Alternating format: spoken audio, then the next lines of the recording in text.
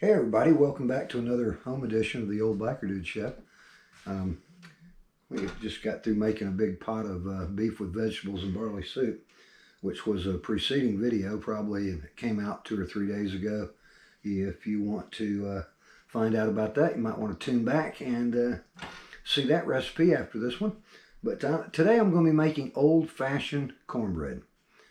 And, you know, I thought about doing this because I know there's a lot of people who watch my channel that seem to, not do a whole lot of cooking, and I see the comments. Now, I know there's several of you out there that probably, most of the folks out there probably are quite familiar with how to make some of these simple recipes that you see me making, but, I guess maybe I'm trying to kind of reach out there to the folks who don't cook very much.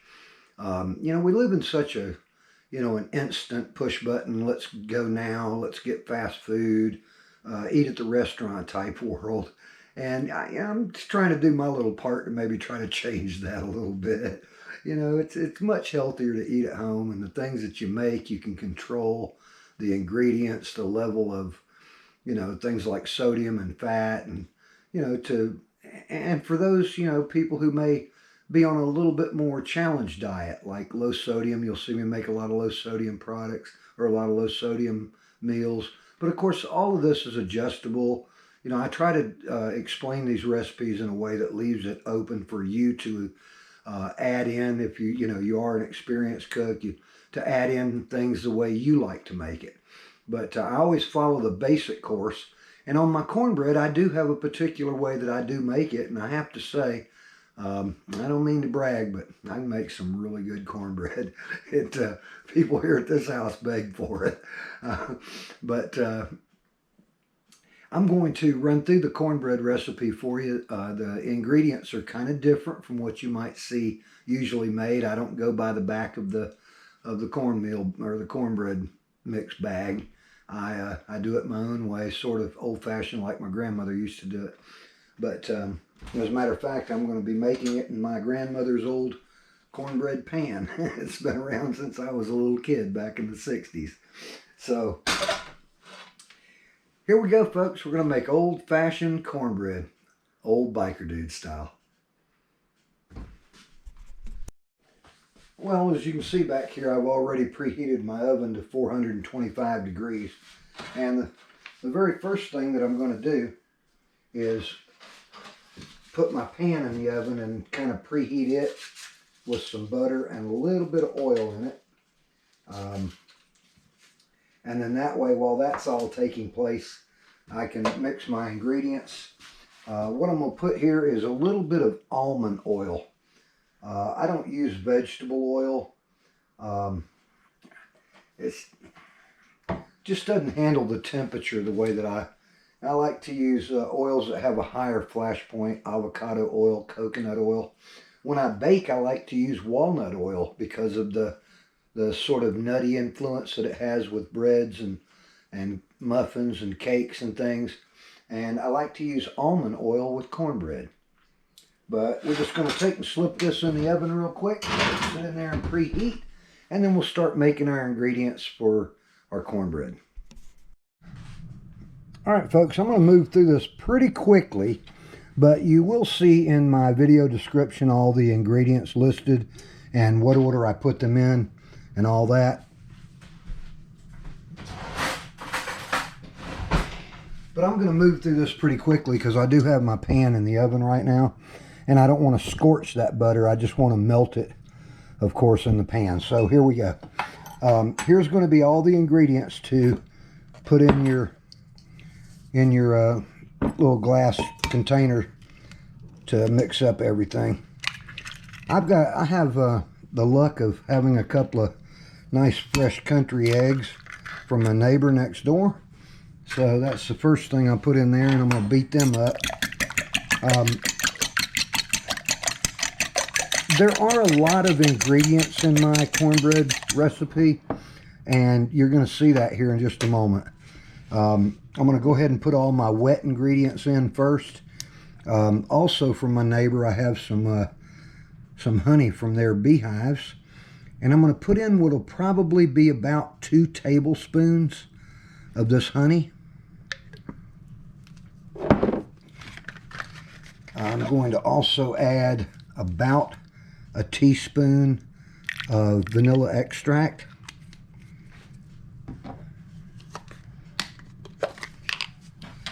I'm going to pop in about 2 teaspoons of baking powder. This is only a half a teaspoon, so there we go.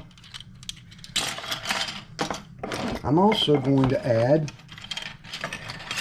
a tablespoon or 2, probably just 1 today, of sugar. Nice and rounded off at the top. That's that sugar in the raw that my wife likes to get. She likes the unbleached and, you know, pure cane sugar, because we're all pretty convinced that it's a little healthier than, you know, this other stuff. Now, another ingredient that I use that probably no one else has ever even heard of is I use mirin. It's a sweet cooking seasoning. It's a Japanese cooking wine seasoning, and I put what'll probably be about a little less than a tablespoon of that in here. And then after that, I'm going to pop in about 1 cup of buttermilk. There's a half, and there's a half, and that's just a low-fat cultured buttermilk. And then that's my wet ingredients. Now we're going to do our dry ingredients. And that's 1 cup of yellow cornmeal. You know, you use any kind you want. But then I'm also going to use a cup of all-purpose flour, or you can just use the regular buttermilk pancake, or not pancake, but cornbread mix. In this case, I am using that, but that's so that we can get a real cakey. That's why I use 2 eggs also, because we're going to try for a really cakey and moist interior. And then you just mix all that up, and then as soon as my pan comes out of the oven, I'll show you what I do as a little trick when I put it in the pan. One more ingredient, and that's about a tablespoon of almond oil is going to go in the mixture also. There we go, right there. Okay, basically we've got everything mixed up real good in our little bowl here. And so you see how it's not watery or runny, and it'll flip off with a fork real easy, but you have to kind of shake it to get it off. That's perfect right there. Okay, there's our buttered cornbread pan from out of the oven, and we're just going to pour all this in right in the middle, so it sort of pushes the butter out to the side, and that way you know it's going to be on that outside crust. And it starts to develop this little rising nature around the outside right here if you get the pan at just the right temperature. Now there's a couple other little things I'm going to do here.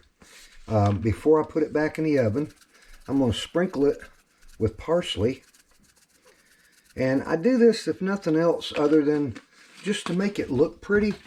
But I'm also going to pop a little paprika on here to give it a little color. Like that right there.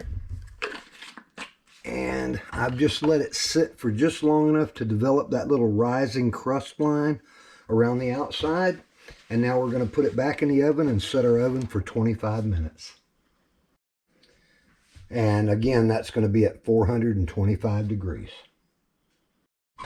Okay, real quickly, at about the 6 or 7 minute point, where I have 6 or 7 minutes for my cornbread to still bake, I've melted a little bit of butter here, as you see, and I'm going to pull my cornbread out just for a moment. And even though it looks kind of brown on the top, I'm going to brush some butter across the surface of it and put it back in for just a couple of minutes so that I can really get that beautiful glazed brown across the top.